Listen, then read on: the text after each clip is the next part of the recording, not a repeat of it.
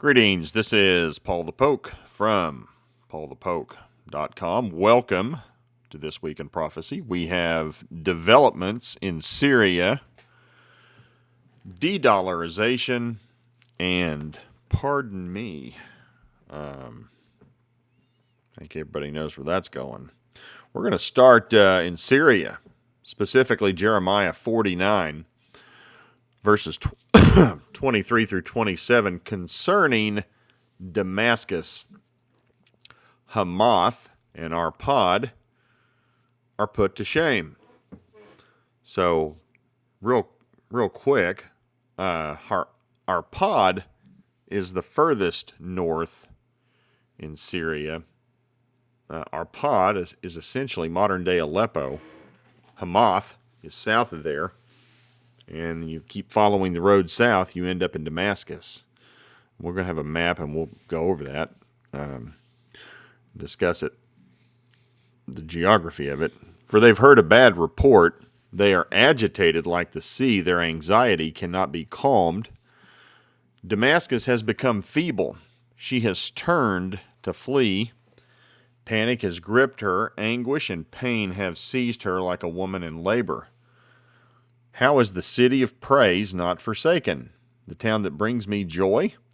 For her young men will fall in the streets, and all her warriors will be silenced in that day, declares the Lord of hosts. I will set fire to the walls of Damascus. It will consume the fortress of Ben-Hadad. So that wall, the original walls of the ancient city, are still intact. And that got interesting a few years ago, because with the Syrian civil war that started in 2011, a few years into that, one of these groups went after the walls, tried to take down the walls of ancient Damascus. And as I understand it, or as best as I can understand it, those walls are still in place. So this popped up out of nowhere. So what are we, Monday night? I think this started Saturday night. And this is going to be from War Mapper. He's put some stuff up in the past. Great information. Preliminary Syria update. Syrian rebels. Let's talk about who they are briefly. They're backed by Turkey and the United States. It appears the United States is part of these, quote, rebels. That's what the press calls anybody who's kind of against the status quo. They're rebels. We're constantly redefining rebels. Now, if you disagree with the rebels and you're opposed to the rebels are terrorists. So, and that's the way of the world right now. Anybody who disagrees with me is a terrorist. But these Syrian rebels, the United States may be playing a role. Turkey's playing a role. Erdogan is doing some things. Have launched a rapid offensive in the northwest of the country, capturing Aleppo. Now, my understanding is Aleppo is the largest city in Syria. Well, it says here second largest city, my bad. Rebel forces have also advanced southward, reaching the outskirts of Hama, or ancient Hamath. So, this is where Turkey is, right here. And they are coming in from Turkey in the green. Turkish support, possibly some U.S. support. We got some stuff in the Gulf, or in the Mediterranean here. And all of this has happened, again, within about 24, 36 hours. And they're pushing south. Now, in the red, you have Assad, Syrian forces, supported by Russia and Iran. Now, Iran's been cut off pretty good because of what's been going on with Israel. So they're having a hard time getting arms to Syrian forces. I mean, it's just a mess. Talked a little bit with Czekmate about this. He called it a show. It's the polite term for it. And he's been talking and has been discussing the events on Middle Eastern TV, I think specifically in Saudi Arabia. So he's been covering this. He's been busy. Was trying to get him on, but nonetheless, have been in communication. He's been following this. And so, the thing I want to be very careful. Am I saying we are on the verge of watching Jeremiah 49 being fulfilled? No, I'm not. But it is starting out how the prophecy describes. The trouble will begin in the north, as in Aleppo or Arpad, and work its way south to Hama or Hamath. You see either one of those. And then eventually down south into Damascus. And either way, the burden of Damascus is looming. See Isaiah 17. And Damascus is thought to be the longest continuously inhabited city on the planet. It's one of the oldest cities on the planet. And there have always been people in Damascus. So any kind of notion or nonsense that would suggest Isaiah 17 has already been fulfilled is just that. Isaiah 17 says that Damascus will be uninhabitable at some point, and it'll happen in a day. The Syrian civil war has been going on since 2011. So we're pushing. That was like February off the top of my head, 2011. Only reason I remember that is my dad had just gone into the hospital, and I remember watching all that go down. And here we are coming up on 14 years later. And that's a long time, especially within the context that tribulation is only going to last 7 years. So we will have a global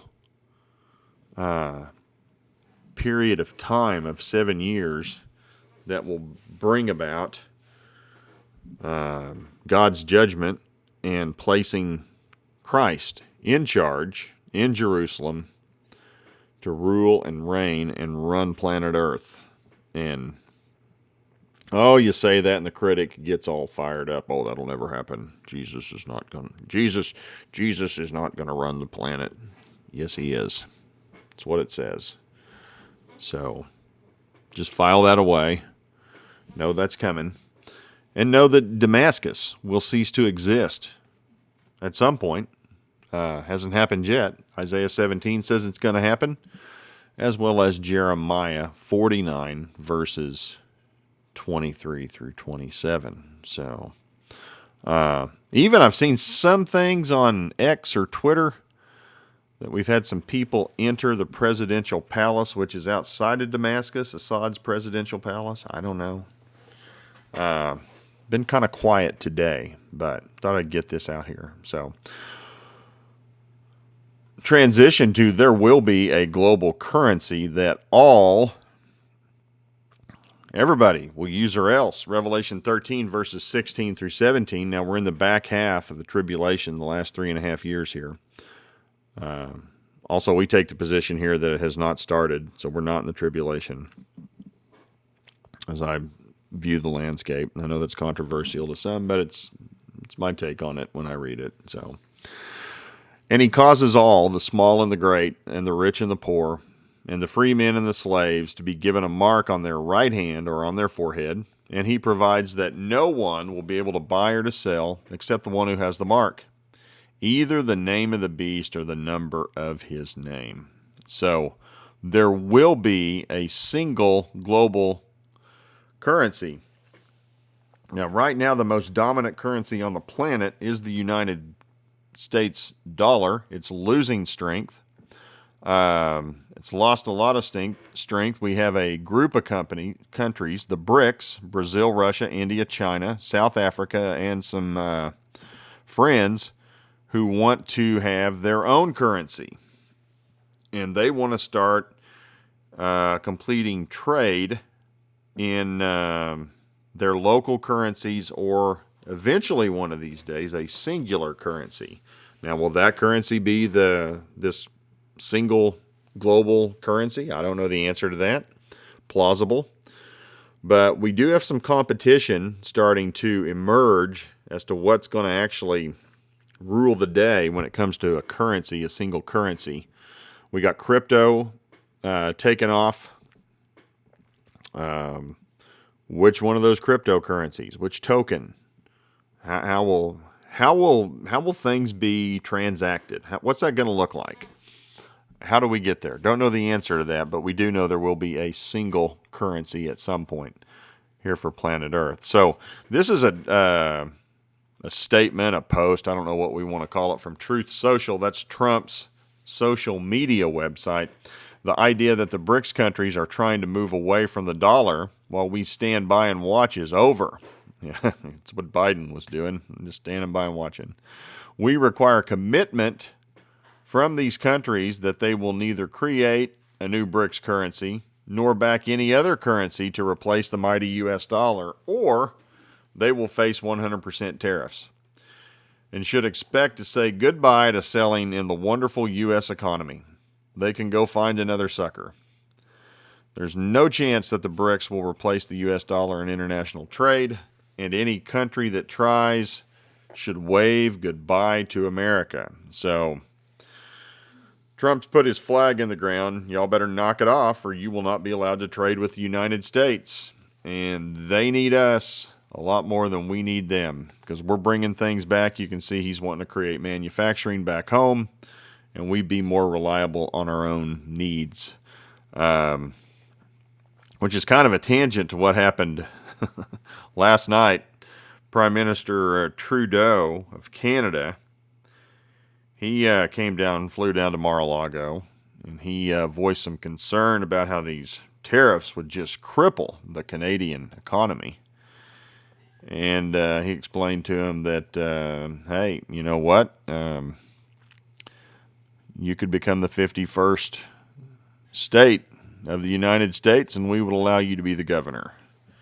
And because he's tired of Canada ripping off the United States to the tune of billions of dollars. So things are changing, and will change here in about, I guess we're down to about 6 weeks now, maybe a little bit more.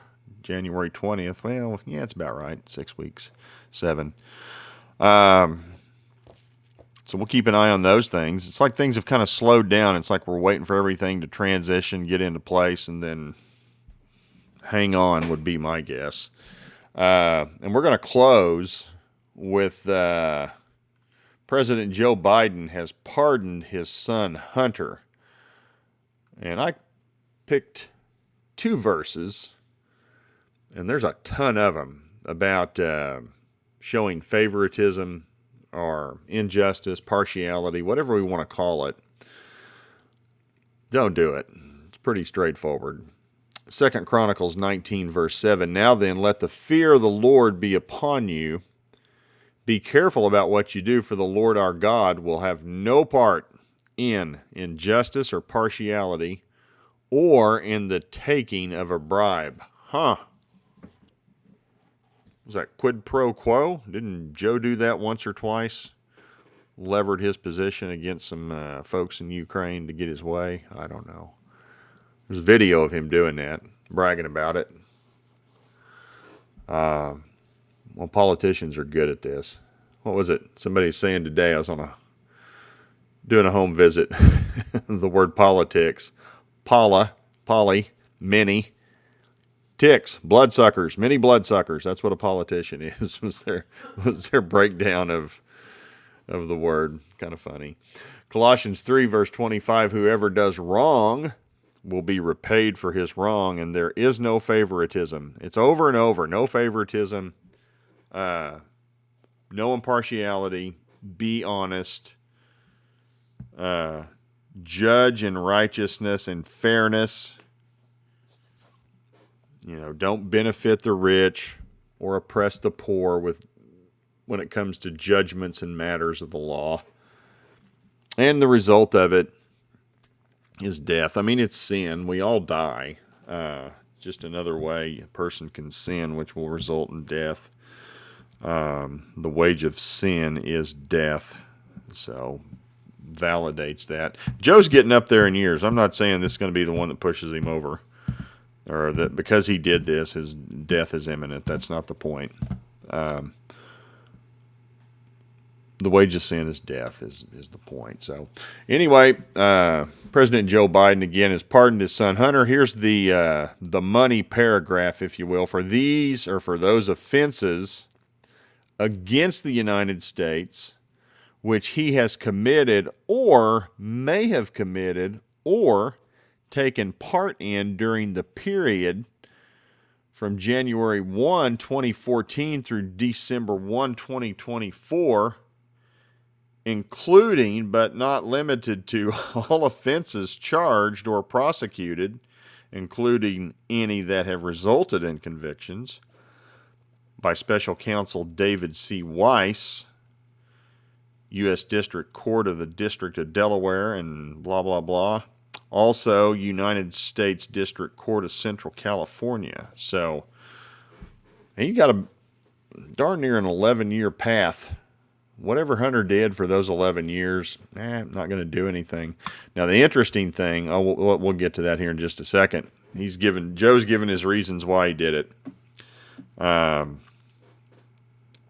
you guys want to read this in detail, I've got a link provided, whitehouse.gov, briefing room. He thinks Hunter was treated differently. And I love it how the guy, felony charges were on gun charges. You know, we've been lectured to these people on the left about guns, and one of their heroes got gun charges brought against him. Late paying taxes. It's because of his serious addiction. So any of you folks out there with serious addictions, Joe thinks it's okay to be late paying your taxes because of this. But he did pay him back, they say, with interest and penalties. I'm sure. It's interesting. Some people have noted that this 2014 date is about the time allegedly there were some bio labs that were created in Ukraine. He also may have become involved with Burisma natural gas and some of these energy companies about the same time. Some people think this is a pardon for Joe himself, but I guess it would be the Supreme Court. They've made it pretty clear it's not appropriate to go after a president. Now, the left was all fired up because they wanted to go after Trump. Now it looks like, well, that may play in your favor for your boy Joe. I mean, and that's the thing. Name a U.S. president who hasn't done something a little shady that could be deserving of any kind of crime or suspicious of a crime. I mean, you just go back in history. They've all done something a little shady. Both parties. These aren't choir boys running these countries. Is what it is. Joe's concerned about a number of his political opponents in Congress taking credit for bringing political pressure on the process. And had the plea deal held, it would have been fair, reasonable resolution in Hunter's cases. Well, he doesn't think so. He says Hunter has been clean for 5.5 years, sober, even in the face of unrelenting attacks and selective prosecution. Now, I remember this previous 4th of July with Hunter on the balcony, and he looked pretty hopped up on something and was rubbing his nose quite a bit. Now, I'm not saying, those are observations. He just may have been excited with all the fireworks. I don't know. But he was wide-eyed and alert and pacing pretty quickly, rubbing his nose. Anyway, Joe says he's clean. And there's no reason to believe it will stop here. Joe says enough is enough. Leave Hunter alone. So, Joe also has stated, for my entire career, I've followed a simple principle. Just tell the American people the truth. They'll be fair-minded. And here's the truth. Joe's telling us the truth this time. He believes in the justice system, but he's wrestled with this. He also, I believe, raw politics has infected the process and led to a miscarriage of justice. Well, that's your Justice Department. You've been in charge of it. Whose fault's that?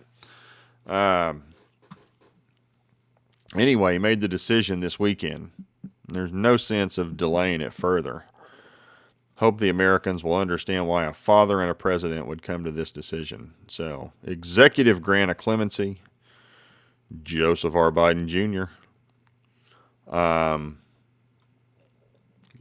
shows his powers under the Constitution.